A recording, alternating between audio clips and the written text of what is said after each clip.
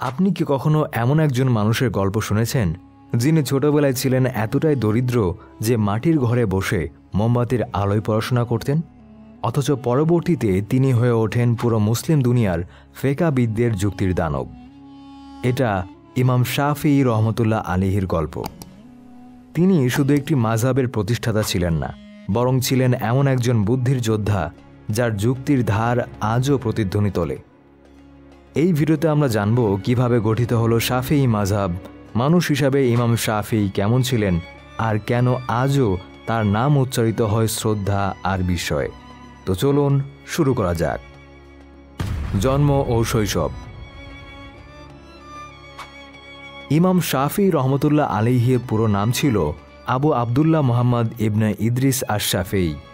তিনি জন্মগ্রহণ করেন 767 খ্রিস্টাব্দে ফিলিস্তিনের গাজা শহরে। তার পিতা ছিলেন কুরাইশ বংশীয়, এমন একটি বংশ যেটি ছিল নবী মুহাম্মদ সাল্লাল্লাহু আলাইহি ওয়াসাল্লামের বংশ। অল্প বয়সে পিতাকে হারানোর পর তার মা তাকে নিয়ে চলে যান মক্কায়। সেখানে শুরু হয় তার জ্ঞানের অভিযাত্রা। দারিদ্র্য ছিল তার নিত্যসঙ্গী, কিন্তু এই দারিদ্র্য তাকে দমাতে পারেনি, বরং তাড়িয়ে নিয়ে গেছে জ্ঞানের দরজায়। কোরআন হেফজ শেষ করেন মাত্র 7 বছর বয়সে। জ্ঞানের পিপাসা। ইমাম শাফিঈ ছিলেন এমন এক তরুণ যিনি ঘোড়ায় চড়ে মরুভূমি পাড়ি দিতেন শুধুমাত্র জ্ঞান অর্জনের জন্য। তিনি প্রথমে মালিকি মাযহাব শেখেন ইমাম মালিক রহমতুল্লাহ আলাইহির কাছেই। ইনি সেই ইমাম মালিক রহমতুল্লাহ আলাইহি যিনি ছিলেন মদিনার বুকে জ্ঞানের বাতিঘর। ইমাম মালিক রহমতুল্লাহ আলাইহির ওপর আমাদের চ্যানেলে আরও একটি ভিডিও তৈরি করা আছে, চাইলে দেখে নিতে পারেন। ইমাম শাফিঈ মুয়াত্তা পড়তেন এমন কণ্ঠে, এমন গভীরভাবে বুঝে যে ইমাম মালিক পর্যন্ত মুগ্ধ হয়ে বলেছিলেন, এই ছেলে একদিন অনেক বড় আলিম হবে। তবে এখানেই থেমে থাকেননি তিনি মিশর, ইয়েমেন, কুফা, বাগদাদ প্রতিটি ইসলামিক জ্ঞানকেন্দ্রে ছুটে গেছেন, শিখেছেন হানাফি ফিকহ, আলোচনায় জিতেছেন যুক্তিতর্কে এবং ধীরে ধীরে গড়ে তুলেছেন নিজের একটি ফিকহ ভিত্তি। যুক্তির দানব। ইমাম শাফিঈ রহমতুল্লাহ আলাইহির সবচেয়ে বড় অবদান। ইমাম শাফিঈ রহমতুল্লাহ আলাইহির সবচেয়ে বড় অবদান, তিনি প্রথম ব্যক্তি যিনি ফিকহ বা ইসলামী আইনের মূল নীতিগুলোকে সুসংগতভাবে লিপিবদ্ধ করেন। তার লেখা বিখ্যাত বই আল রিসালা, এটাই ইসলামী আইনের প্রথম পদ্ধতিগত বই।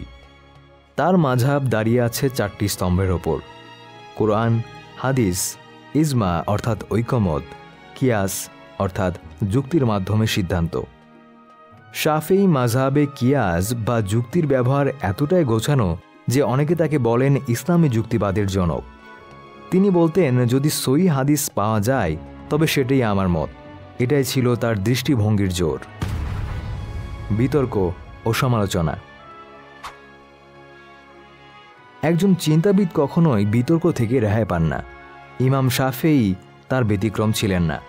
হানাফি মাযহাবের সঙ্গে তার অনেক মৌলিক দ্বিমত ছিল, কিন্তু শাফিঈ রহমতুল্লাহ আলাইহির সবচেয়ে বড় শক্তি ছিল তার আদর্শিক ভদ্রতা। যখনই তার মতের ভিন্নতা হতো তিনি সম্মানের সাথে আলোচনা করতেন, তা অপমান নয় বরং যুক্তির আলোয়।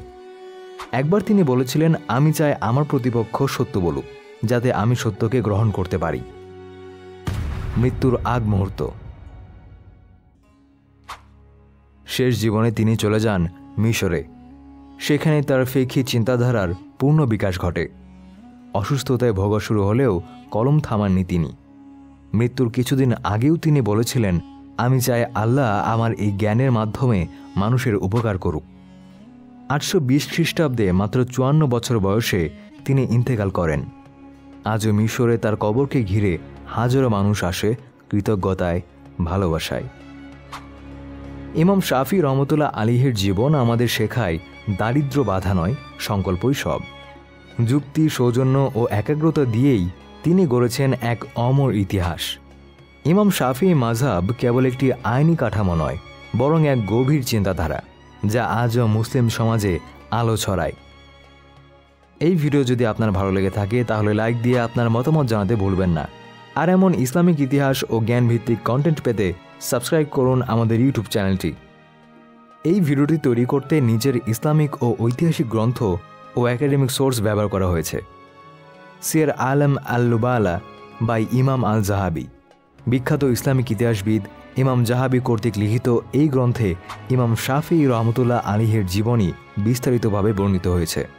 এটি ইসলামী স্কলারদের জীবনে বুঝতে সবচেয়ে নির্ভরযোগ্য সোর্সগুলোর একটি। আল রিসালা বাই ইমাম শাফিঈ। ইমাম শাফিঈ নিজেই এই বই লিখেছেন, যেটি ইসলামী ফেকা ও উসুল আল ফেকা এর প্রথম গঠনমূলক দলিল। এই বই থেকেই তার যুক্তির পদ্ধতি ও মাযহাবের মূলনীতি উঠে এসেছে। তারিক আল বাগদাদ বাই আল খাতিব আল বাগদাদি। বাগদাদের ইতিহাস ভিত্তিক এই বিখ্যাত গ্রন্থে ইমাম শাফিঈর মক্কা, বাগদাদ ও মিশরের জীবন এবং হানাফি মালিকি মাযহাবের সঙ্গে তার সম্পর্ক ও মতপার্থক্যের বিষয়ে তথ্য পাওয়া যায়। আধুনিক ইসলামিক স্কলারদের আলোচনা, গবেষণা এবং ঐতিহাসিক প্রেক্ষাপট বিশ্লেষণ করে এই ভিডিওটি তৈরি করা হয়েছে। এমন আরও সুন্দর ভিডিও পেতে আমাদের সঙ্গেই থাকুন। দেখা হবে আগামীতে ইনশাআল্লাহ।